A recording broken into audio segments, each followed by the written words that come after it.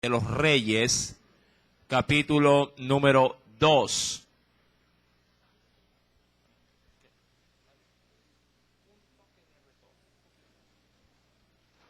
Primer libro de los Reyes, capítulo número 2.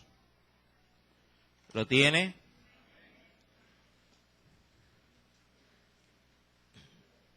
Y leemos, sí, verso número 1, versículo número 1, ¿sí?, al verso número 2. Verso 1 al verso número 2. Y leemos la palabra del Señor, ¿sí?, en el nombre del Padre, del Hijo, ¿sí?, y del Espíritu Santo. Llegaron los días en que David había de morir, y ordenó a Salomón su hijo, diciendo, lea por favor conmigo ese verso segundo: yo sigo el camino de todos en la tierra, esfuérzate y sé hombre. Amén. Hasta ahí la lectura de la palabra. Por favor, sí, vamos a hacer una breve oración. Amado Dios y buen Padre Celestial, gracias por la oportunidad que siempre nos brindas de podernos, oh Dios, dar el privilegio de congregarnos aquí en tu casa.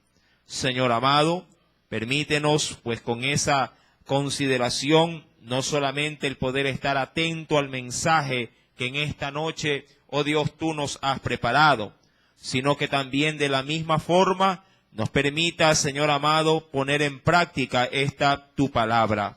Ayúdanos, oh Dios, permítenos que conforme a tus misericordias este mensaje pueda tocar nuestras vidas, nuestros corazones, a fin de ponerla en práctica. También, Señor mi Dios, recuerda que nuestros niños están en la parte superior, a expensas también de que tu misericordia los alcance a cada uno de ellos. Señor mi Dios, conforme pues a ese amor y a esa misericordia que nos tienes, manifiesta una vez más tu gracia y tu piedad para con cada uno de nosotros. Te lo imploro, mi Dios, en el dulce nombre de Cristo Jesús. Amén y amén. Primer libro de Reyes, capítulo número 2, dejando, sí, por un lapso, diríamos, de tiempo, el suceso inicial del capítulo 1, en el cual usted y yo hemos ahondado en algunas oportunidades, hablando acerca de la rebelión que se forjó mientras, sí, David estaba, sí, anciano, recordando que su cuarto hijo, Adonías, sí, trató de usurpar el trono de su padre, pero advertido por el profeta y usando a la esposa del mismo, a Betsabé, se le da conocimiento de que Adonías está al frente ahora del imperio. Esto, recordará usted, conllevó de que David tomara algo de fuerza porque ya sus días estaban en el ocaso y pudiera poner en el trono realmente al que Dios había elegido para sí, es decir, a Salomón. Ahora bien, usted también recordará que Adonías, viendo que Salomón había sido subido por su propio padre en el trono donde, en este caso, él debería de haber estado, pero usted sabrá por el estudio que Adonías se autoproclamó rey, pero nunca llegó al palacio en Jerusalén. Ahora se ve a este hombre prácticamente, de alguna forma afectado por esta situación y pide, la contemplación, en este caso de Salomón, para que no sea muerto, para que no le sea recriminado este acto. Esto conllevó a que, Adonías fuese al tabernáculo y se cogiera de los cuernos del altar. Todo eso lo vimos, hasta el día, viernes anterior.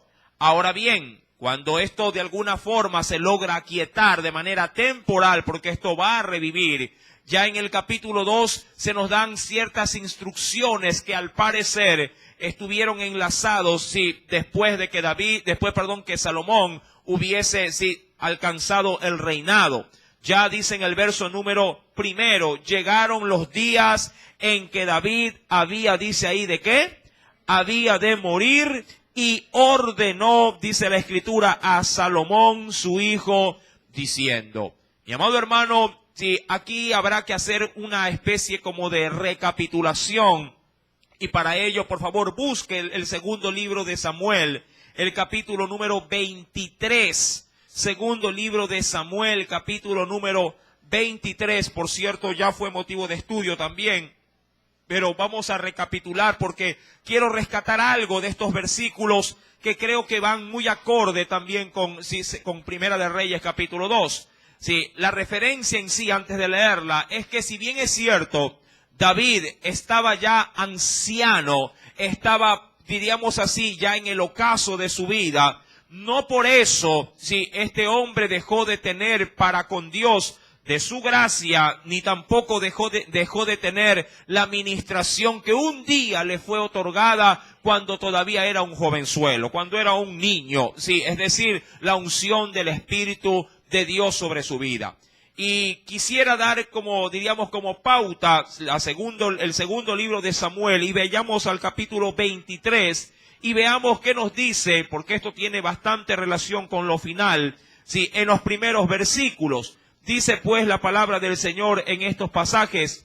Estas son, dice aquí, las palabras postreras, entendiendo que el término postrer significaría también último, ¿sí? O avanzado. Estas son las palabras postreras de David. ¿Sí? Dijo David, hijo de Isaí, dijo aquel varón que fue levantado en alto, el ungido del Dios de Jacob, el dulce cantor de Israel, el Espíritu, esto fue lo que dijo, el Espíritu de Jehová ha hablado por mí y su palabra ha estado, dice ahí, en mi lengua. Y estos son los dos versos que quisiera así de alguna manera remarcar o tomar de este capítulo. David, el hecho de que haya envejecido no significa que haya perdido la habilidad, ni la destreza, ni la unción, ni el toque, como se podría decir también en tiempos modernos, de que Dios ministrara a través de este varón. Con esto quiero simplemente dar a entender que David, si bien es cierto, su cuerpo estaba deteriorado, no así su ser interior. Su alma, su condición, diríamos, de armonía con Dios estaba intacta. Amén. Ahora, cuando retomamos, recordando por favor lo que se leyó allá en Segunda de Samuel capítulo 23, cuando vamos al primer libro de los Reyes, en el capítulo número 2, este hombre, David, viejo como tal, recordando que estaba hasta sufriendo ya de la salud. Recordará usted que en el capítulo primero de Reyes se decía que el rey David tenía la necesidad de que una doncella tuviese la labor de recostarse alrededor de él para que lo pudiera hacer entrar ¿en qué? En calor, porque ya en sí mismo su cuerpo, sus huesos, tenían un frío que calaba prácticamente su interior y obviamente no le podría dejar descansar. Ahora, dice pues la escritura en el versículo número primero, esos días llegaron para David, los días ya, dice aquí, en el cual él anunciaba, ¿qué cosa? Su muerte. Llegaron los días en que David había de morir, y ordenó, dice aquí, a Salomón su hijo. Ahora, qué interesante. Mi amado hermano, si es poder, por lo menos en la guía de Dios, poder reconocer que uno está ya, si diríamos así, de salida. No de entrada, sino de salida. Los jóvenes suelen decir, no, yo estoy joven todavía, tú estás viejo, yo todavía tengo mucho que hacer, tú ya como que no sirves para nada. Mi amado hermano, si bien es cierto, la juventud es una época maravillosa, es un tiempo especial en el cual se podría decir que la gente se siente invencible, también es bien cierto que la juventud pasa, ¿verdad? La juventud, al igual que muchas otras cosas, son algo temporal, es algo que no es eterno. Y para aquellos que ya hemos pasado por la juventud, si me incluyo también ahí, mi querido hermano, debemos de entender que la juventud también pasa en un pestañeo. Pasa en un abrir y cerrar de ojos, ¿verdad?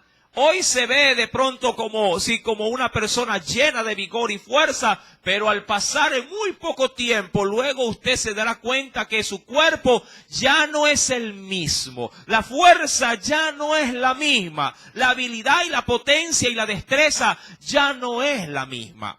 Ahora, David reconoció esto y sabiendo que Dios ya de alguna forma, diríamos así, le estaba corriendo el cronómetro en contra. Él dijo, antes de que yo muera, yo debo de dar las últimas directrices para poder por lo menos tener la paz de saber que he hecho mi labor de manera, diríamos así, de una manera, no negligente, sino más bien de una manera acorde, de una manera ideal, como Dios me lo hubiese, demandado.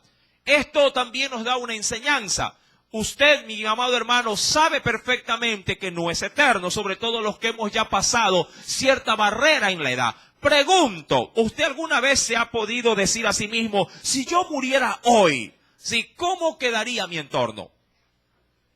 ¿Cómo quedaría mi entorno? Esto, amado hermano, no es que es una pregunta de pronto algo extraña, pero sí es algo necesario. Dicen muchos, no es de pronto desconfianza, pero es seguridad. Si usted partiera hoy, pregunto, si la gente que está a su alrededor, ¿cómo quedaría? Por ejemplo, su hogar, si es propio, ¿las escrituras están a su nombre o a nombre de sus herederos, de sus hijos? Un ejemplo solamente. Le digo esto simplemente como una premisa, un ejemplo nada más. ¿Para qué? Para poder saber qué han de hacer los que han de quedar. ¿Me explico? Mi querido hermano, siempre es bueno prever, antes de lamentar. Prever, en la previsión, diríamos que se encuentra la habilidad de poder dejar, anticipadamente arregladas las cosas antes de que las cosas sucedan.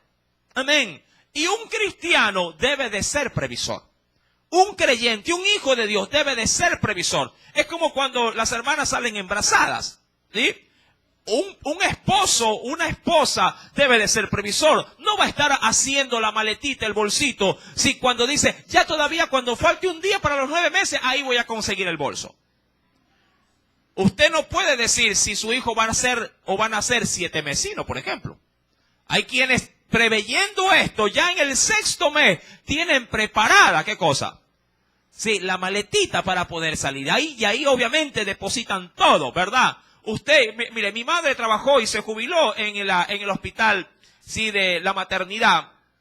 Y como diríamos así, como parte del staff ella, de esa institución, tenía yo la oportunidad de siempre visitarla, siempre iba. Y siempre, veía así los corre muchas veces de las mamitas primerizas.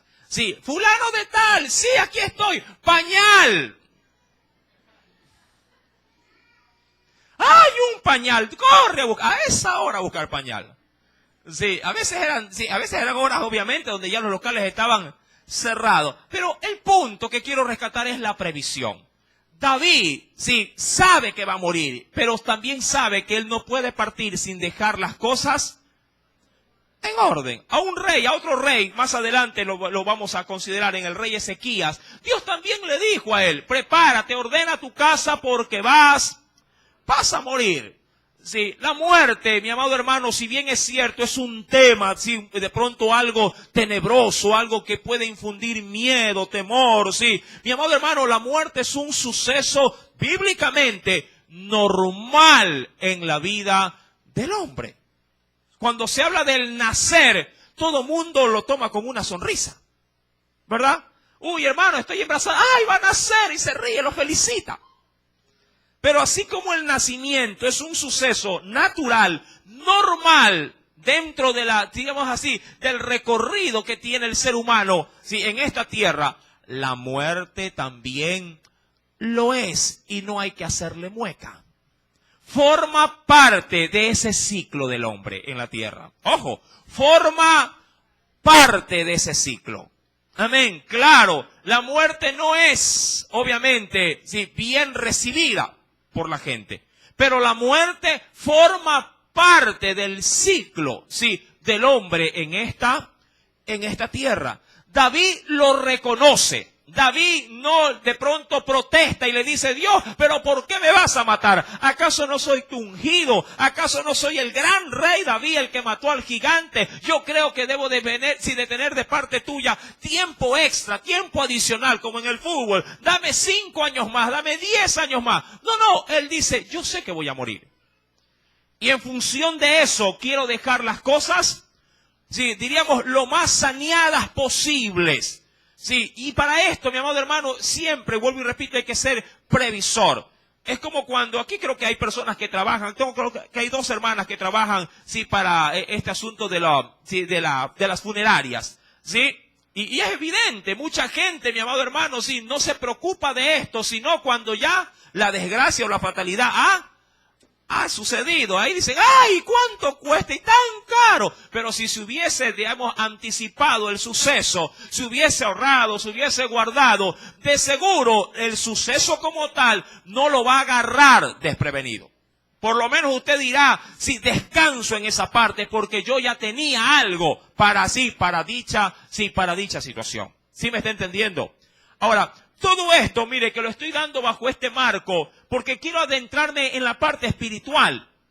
Ahora, en el capítulo de Reyes, capítulo 2, verso número 1, llegaron los días en que David había de morir y ordenó a Salomón su hijo, diciendo, verso 2, yo sigo, al igual que todos, yo sigo el camino de todos en la tierra. Esfuérzate y sé hombre. Sí, el término hombre podría entenderse como valiente también. Ahora, vamos con la primera parte de este versículo 2. Yo sigo el camino de todos los hombres. ¿Qué camino es ese? Venga, por favor, al Nuevo Testamento y veamos de qué se trata este camino.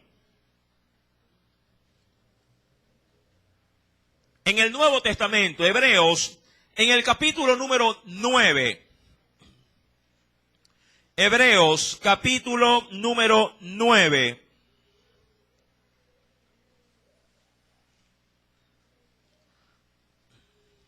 ¿Lo encontró? Carta a los Hebreos, capítulo número 9. Miremos con atención, por favor. En el verso número 27. Hebreos 9, verso número 27. ¿Lo encontró?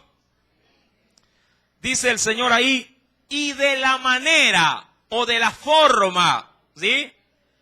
Que está, ojo, ¿qué dice ahí? Ahora, si algo está establecido, por más que alguien proteste, no se lo va a cambiar, no se lo va a revertir. Y de la manera que está establecido para los hombres. ¿Qué es lo que está establecido para los hombres? Qué interesante. Que mueran una sola vez. Hablando en sí de este gran y terrible suceso. La muerte. Ahora, hay excepciones en qué, podríamos decir, no tanto en el suceso de la muerte, sino que dentro de la excepción pudiera ser que Dios, queriendo hacer notorio su poder, su grandeza, sí, su gran majestuosidad, pudiera ser que hay quienes, luego de haber experimentado una muerte temporal, Dios dé la oportunidad de que puedan volver a ¿qué cosa? A la vida. Sí, mire que en los tiempos de Jesús, mucha gente que había muerto por medio del poder del Señor Jesús, sí, volvieron a ¿qué cosa? Volvieron a vivir. Sí, Lázaro es un buen ejemplo de aquello. Mi amado hermano, la mujer, sí, que era viuda, la viuda de Naín, juntamente que había muerto también su hijo y que lo llevaban en el sepulcro, en el féretro, Jesús teniendo compasión de ella, también hizo este milagro. Es decir, de la muerte lo hizo volver a la vida, resucitó. Pero hay un denominador común aún así, más allá de las resurrecciones, pese a la de Cristo. Ojo, hago la excepción ahí. Todos los que volvieron de alguna forma a resucitar o que Cristo intervino para que resucitasen, volvieron a experimentar este suceso. ¿Cuál? Que está establecido para los hombres que mueran. ¿Cuántas veces? Una sola vez. Sí, y ese suceso, ese camino es del cual habla ¿quién? David. Sí, yo sé que voy a adentrarme en este camino para todos los hombres. Está establecido, dice aquí, para los hombres que mueran una sola vez. Y termina el texto diciendo, y después de esto, el juicio. Hoy no voy a hablar acerca de ello porque no es tema sino es tema de estudio, pero en algún momento lo toparemos. Sí. Ahora, retomando por favor, el libro de Reyes, capítulo número 2, verso 2, dice aquí, yo sigo el camino de todos, en la tierra. ¿Y qué le demanda en función de ese destino que David ya sabía que habría de recorrerlo? Dice aquí, esfuérzate y sé hombre. Esto obviamente lo quisiera relacionar de manera directa con lo que dice el libro de ¿qué? De Josué. Venga conmigo, por favor. No lo puedo excluir. Si vamos al 6º libro de la Biblia, libro de Josué, ese esfuérzate y sé hombre implica o encierra todo lo que esto dice. Amén. ¿Qué implica el esforzarse y el ser valiente? Capítulo 1,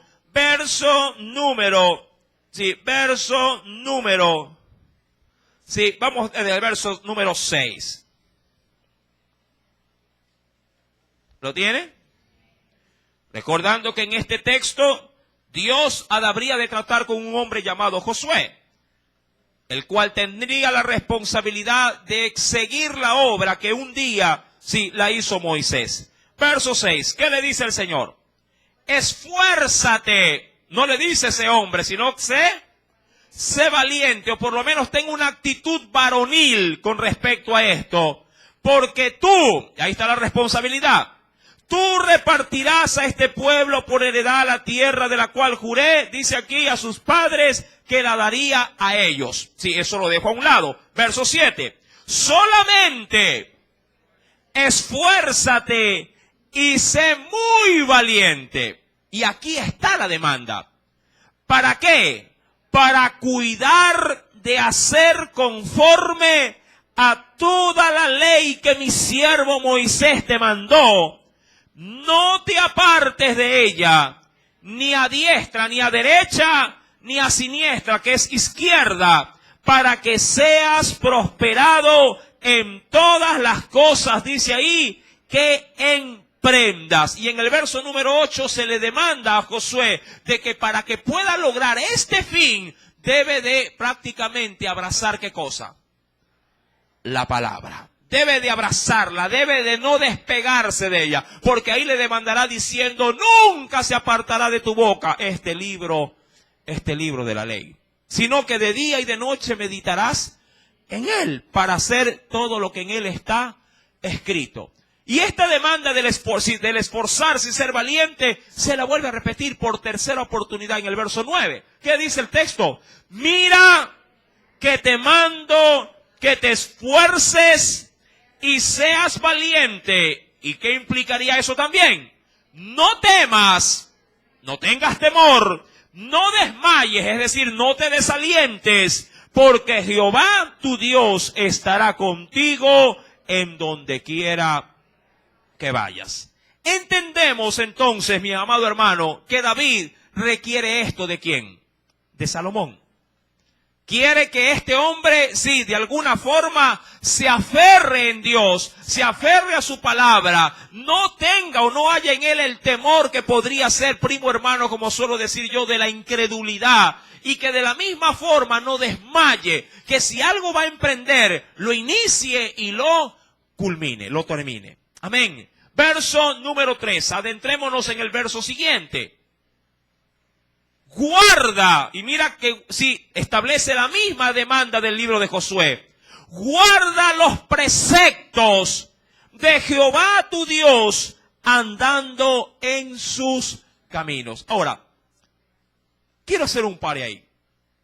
Si alguien va a morir y llama o manda llamar a sus hijos, pregunto, ¿qué por lo general, si algún consejo o alguna disposición quisiera dar, qué cree usted que éste dijera a los que están presentes?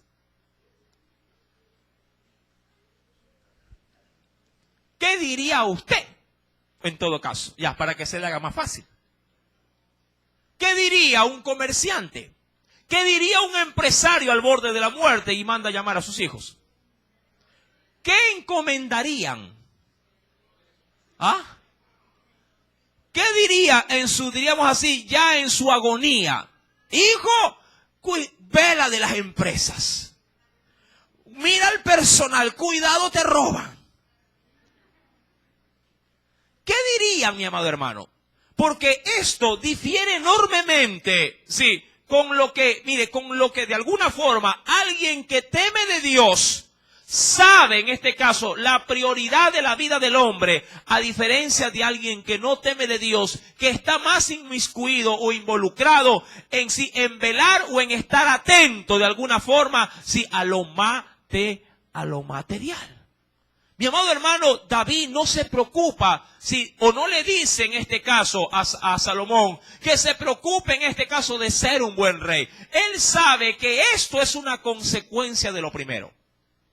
Si él teme a Dios, será un buen rey. Si él guarda la ley de Dios, será un hombre prudente en todo lo que haga.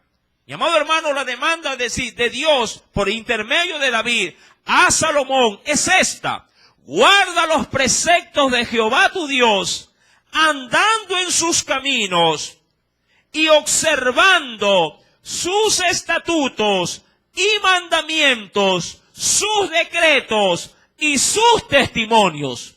De la manera, ojo, de la manera, no de lo que te lo digan, ni de lo que hayas escuchado. No, de la manera que dice ahí, que está escrito en la ley de Moisés. ¿Para qué? Él sabía que lo primero era una consecuencia de lo segundo. ¿Para qué dice ahí? Léalo, por favor. Para que prosperes en todo lo que hagas y en todo aquello que emprenda. Ahora, qué buen fundamento. Cualquiera le hubiera dicho por lo menos lo final: para que seas próspero, para que te vaya bien, haz esto. No. Primero le dijo: guarda esto, adesora esto, y como resultado obtendrás aquello. Mi querido hermano, yo creo que aquí tenemos un buen principio o una buena base de partida para poder dejar a los que quedan después de nosotros. Pero claro, para poder dar tal orientación, debe haber o debió haber una base en la cual David tuvo que haber de manera inicial trabajado en medio de los suyos.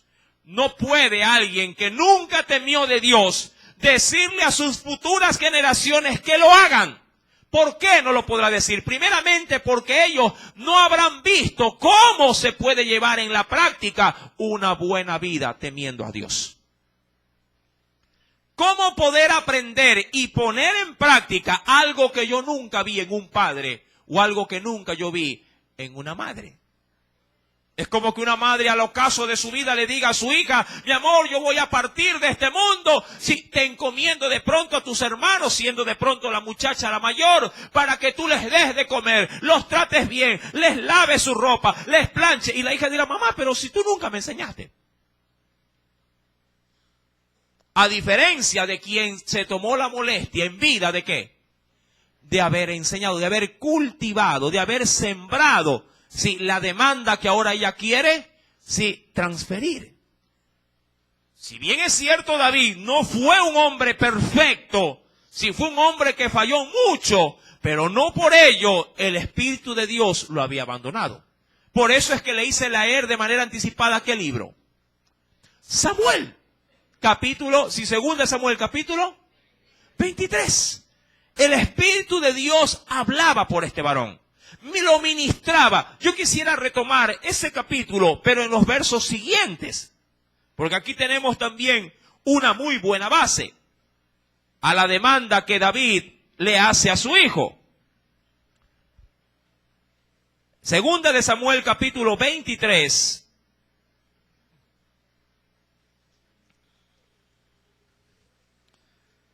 Segundo de Samuel, capítulo 23.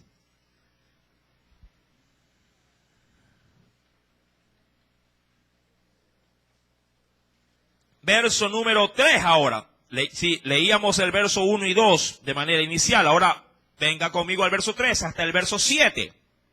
¿Ya lo tiene? Dice ahí, y mira porque digamos así, que me gozo al ver de qué manera él se identifica de manera muy, pero muy personal. Dice, el Dios de Israel ha dicho, mira, me habló, no dijo me hablaron, me habló. ¿Quién le habló? La roca de Israel. Es decir, yo tuve el privilegio de que hable a mi vida. ¿Quién? Dios.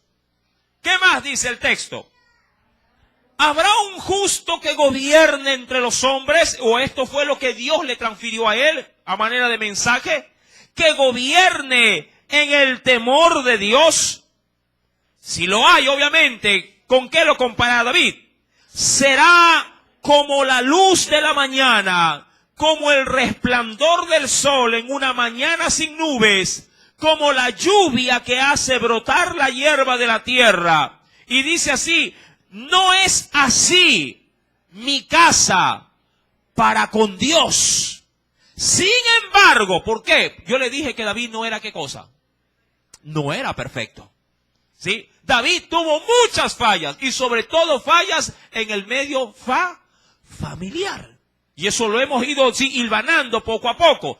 Verso número 5 dice, sin embargo, es decir, pese a todo esto que no me favorece, Él ha hecho conmigo pacto perpetuo. Es decir, una promesa eterna que no se puede romper. Ordenado, dice aquí, en todas las cosas y será, ¿qué cosa dice ahí? Guardado. Sí, aunque todavía no haga él florecer toda mi salvación y mi deseo. Mi querido hermano, cosa tan, diríamos, maravillosa al ver que si bien es cierto, el hombre era un hombre imperfecto, como lo es usted, como lo soy yo, Dios puede hacer preciosas y grandes cosas con nosotros. Pero claro está, David sabía perfectamente que esto no podía morir con él. Que esta bendición o esta relación que él llegó a tener con Dios no era algo que simplemente él lo quiso para sí. Él quiso, y su anhelo fue que esto también cayese sobre sus futuras generaciones. Cuando retomamos pues el libro de Reyes, capítulo 2, versículo número 4, nos dice en este precioso versículo, para que confirme Jehová. Es decir, cuando tú guardes la palabra y seas prosperado, ¿qué habrá acontecido? Que confirme Jehová la palabra que me habló diciendo, si tus hijos guardaren mi camino, andando delante de mí con verdad, de todo su corazón y de toda su alma, jamás, ojo, jamás, dice, faltará a ti varón en el trono de Israel. Ahora, ¿cuántos quisieran ver esa bendición en su vida? En la vida de su familia. Yo creo que la gran mayoría tenemos hijos, ¿verdad? Claro, para aquel entonces la mayor y más grande promesa era de que, sobre todo en el reinado, nunca faltase un descendiente directo ¿de quién? Del rey. ¿Sí? Alguien que lo sucediera, pero no solamente en el trono, sino en la gracia que habría de ir recayendo, diríamos, de generación en generación, porque esa promesa sí estaba establecida, aún dentro de los mandamientos. No quiero que desestime este versículo. Venga conmigo, por favor. Vayamos rápidamente al libro del Éxodo, allá donde se publican los mandamientos del Señor, en el capítulo número 20. Y mira, por favor, lo que nos dice el Señor. Éxodo, capítulo número 20. Siempre tomamos como referencia, Deuteronomio, pero hoy vamos a hacerlo con Éxodo. Éxodo, capítulo número 20. Al final del versículo, Éxodo 20, al final del versículo 5, luego de que Dios, prohibiera la adoración o la veneración de los ídolos, dice en la última parte, donde, ¿sí? ¿Lo tiene? El verso 5, nos dice el Señor, porque yo soy Jehová tu Dios, ¿sí? Fuerte, celoso. Dice aquí que visito la maldad de los padres. Dice aquí, ¿hasta cuánto? Sobre los hijos hasta la tercera y cuarta generación. ¿Pero de quiénes? De los que me aborrecen. Pero, verso 6, ¿qué nos dice? Pero hago misericordia, y aquí no tiene límite. ¿A quiénes? A millares, a los que me aman y guardan mis mandamientos. Esa es la clave. Y esa clave es la que David quiere de alguna manera inculcar en su hijo. Pregunto, ¿tú quieres que tu hijo reciba bendición de Dios? Dirás sí. Todos compartirán diciendo amén. La pregunta es, ¿estás haciendo con ellos, sí, o estás forjando en ellos, sí, las bases para que Dios los pueda bendecir? La bendición de Dios a digamos así, a este alcance, a esta proporción, no es algo que sale de la noche a la mañana. Un hijo puede heredar la preciosa bendición y mucho más de la que tuvo un padre cuando el padre ha sabido forjar en su descendencia las bases, diríamos, bíblicas o espirituales para que éste las pueda disfrutar. Si tú nunca te tomaste la molestia de enseñarle a tu hijo o a tu hija, sí, porciones de la Biblia, promesas de Dios, temor de Dios en su vida, pregunto, ¿podrías ir a dormir o ir a descansar o ir a la muerte tranquilo sabiendo que tu hijo va a quedar bien? Mi querido hermano, solamente podrías descender al Seol, como lo dice la Escritura, con paz, sabiendo que en vida hiciste todo lo que en Dios sí se te dio de hacer para que tu generación futura sí pueda heredar esa bendición. Dicen muchos, mire, y de manera secular se lo digo, yo puedo morir tranquilo, yo me he esforzado, le he dado los estudios, luego de esto que él siga adelante. Para ellos este es el logro máximo. Haberles dado una buena. Y con esto ellos se sienten más que satisfechos. Bíblicamente esto es insuficiente. Bíblicamente esto no basta.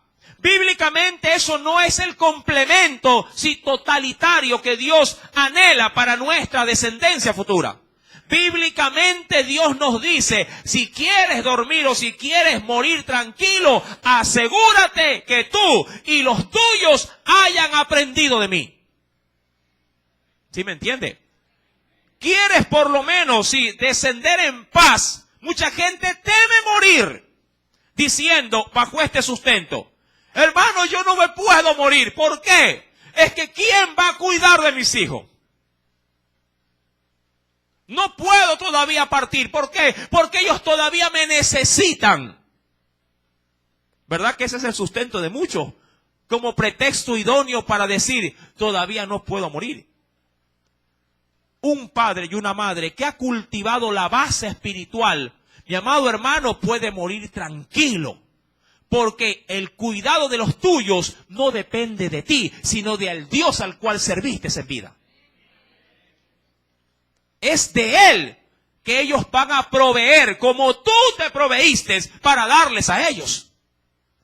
Pero si tú no inculcas en ellos ese temor, no inculcas en ellos esa verdadera perla que es la Escritura y la presencia de Dios en su vida, claro, tendrás todas, diríamos, las dudas de querer partir de este mundo.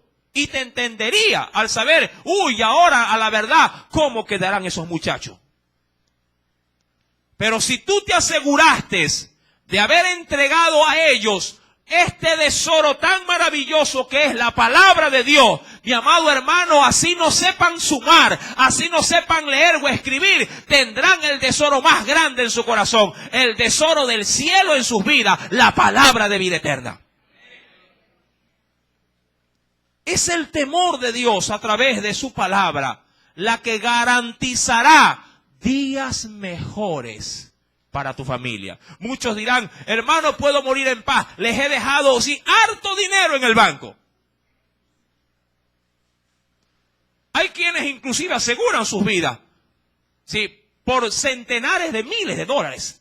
Y dicen, por lo menos, sí, no irán a la calle. Mi amado hermano, si esa herencia cae en un hijo con una cabeza descabezada, por así decirlo, si con alguien que no sepa realmente en Dios, si saber valorar los esfuerzos de un padre, esos cientos de miles, en un año podría quedar en cero. Y al siguiente año vivir una vida de pordiosero. Pero si alguien se toma la molestia de inculcar temor de Jehová a una criatura, si haya cero en el banco, podría ser el hombre más exitoso en esta vida. La diferencia. Mi querido hermano, ¿en qué te estás enfocando? Si aún más sabiendo que tu vida no va ya de subida, sino, y en algunos casos de picada. Amado hermano, necesitamos redireccionar nuestro enfoque en esta vida.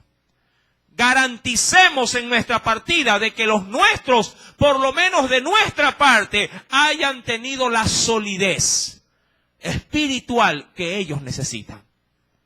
La Escritura, pues, si retomo por favor Primera de Reyes, en el capítulo número 2, recuérdalo, verso número 4, para que Jehová pueda confirmar la palabra, sí, de la cual se habla a Salomón, le dice, sí, su padre a su hijo, para que confirme Jehová la palabra que me habló diciendo, si tus hijos, mira que esta promesa tenía condicionante, amén.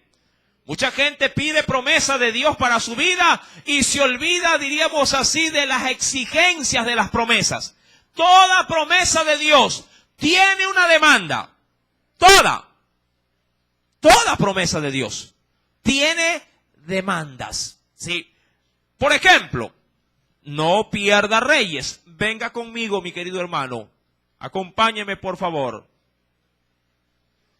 A Proverbios, que son por lo general los textos bíblicos más leídos por parte del pueblo, en la cual mucha gente, diríamos, busca consejo, busca refugio, busca consuelo. Y en ellas, mi querido hermano, por lo general, encontramos muchas promesas.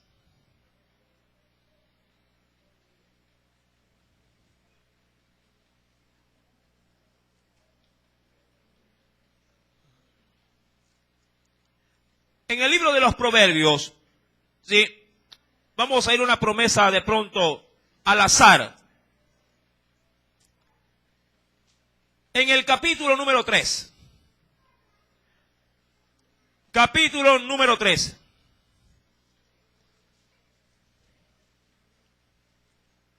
Verso 2. Ahí hay una preciosa promesa. De pronto, si alguien está debilitado, está, diríamos, con problemas, de pronto hasta de salud, y luego de haber orado a Dios, sí, y decirle al Señor en oración, porque esto creo que nos pasa con mucha frecuencia casi a todos, podríamos decirle, Señor, ahora que me he derramado delante de ti, dame una palabra para seguir adelante. Dame una palabra para sentirme, sí, que me has escuchado. ¿Cuántos han pedido así a veces a Dios? No, y a veces usted ahí sí abre la Biblia al azar y dice, aquí donde apunta el dedo, así.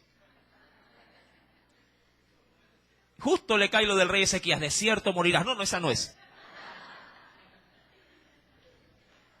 Y busca otra, ¿no? Y viene el versículo de pronto número 2 del capítulo 3. Y usted se topa y dice, porque largura de días y años de vida y paz te aumentarán. Usted ahí grita de gozo. Dice, ahí me está hablando Dios, usted dice. Ese sí es Dios. ¿Y que el otro qué era? El diablo. Y ahí usted descansa y dice, Señor, gracias, ¿verdad que es así? Lea el contexto. ¿Cuál es el contexto? Todo lo que bordea, ¿qué cosa? Al texto, desde el 1 lea. Hijo mío, no te olvides de mi ley, y tu corazón guarde mis mandamientos. Ojo, esta promesa de largura de días va condicionada ¿a qué cosa? A no olvidarme de su palabra, a guardar en mi corazón sus mandamientos. Verso 3, a que nunca se aparte de mí la misericordia y la verdad. Sí, ¿de qué manera? Atándola a mi garganta, a mi cuello, es decir, siempre poniéndola a flor de piel para hablarla, escribiéndola ¿en dónde? En las tablas de mi corazón para que nadie me las borre. Eso provocará ¿qué cosa? Largura de días y años. ¿Qué pasará? De paz se me aumentarán. Mi amado hermano, David sabía que la prosperidad de su reino no estaba depositada en la buena administración de Salomón. No estaba limitada, a la estrategia, política, de un hombre. David sabía que la prosperidad de su reino y de su familia y de los suyos estaba condicionada a la obediencia de la palabra. Amén. No te confundas, mi querido hermano. Cuando retomamos para terminar Primera de Reyes, capítulo número 2, David le dice, para que confirme Jehová la palabra que me habló, para que se haga real esa palabra. Dios le había dicho a David, si tus hijos guardan mi camino, andando delante de mí con verdad, de todo su corazón y de toda su alma, jamás, dice, faltará a ti varón en el trono de Israel. Y David, ¿qué es lo que hace? Transfiere la demanda y dice, mira hijo, tú quieres gobernar aquí, esto es lo que tienes que hacer. Tú quieres pasarla bien y quieres dejar todo tu trabajo en buenas manos, también tienes que hacerlo, así como yo lo he hecho contigo. Amén. Él se asegura de que el reino quede bien, diríamos así, delegado, pero en quien pueda llegar a confiar en el Dios que le ha confiado. Dice en el versículo número 5, ya sabes tú, más adelante, lo que me ha hecho Joab, hijo de Sarbia, lo que hizo a dos generales del ejército de Israel, Agner, hijo de Ner, y Amasa, hijo de Jeter, de los cuales él mató derramando en tiempos de paz la sangre de la guerra, y poniendo sangre de guerra en el talabarte que tenía sobre sus lomos y en los zapatos que tenía en sus pies. Más adelante, tú pues harás conforme a la sabiduría, no dejarás descender sus canas al Seol en paz. Verso 7, mas a los hijos de Barzilai, Galadita, harás misericordia. Avanzo al verso 8, también tienes contigo a Simei, hijo de Gera, hijo de Benjamín, el cual me maldijo con una maldición fuerte el día que yo iba a Mahanaín. Mi amado hermano, claro, del verso número 4 al 5 hay un abismo. Primero encomienda el reino en las manos de Dios, para con su hijo. Pero del verso 5 en adelante la situación va a cambiar. Y David va a sacar a cotación a todos aquellos que cuando él estaba huyendo, luego de haber sido sorprendido por ¿quién? ¿Cuántos recuerdan? ¿Qué hijo se rebeló contra él? ¿Quién? Absalón. Él dijo, estos no pueden cogobernar contigo, porque estos no tienen temor de qué cosa en sus vidas.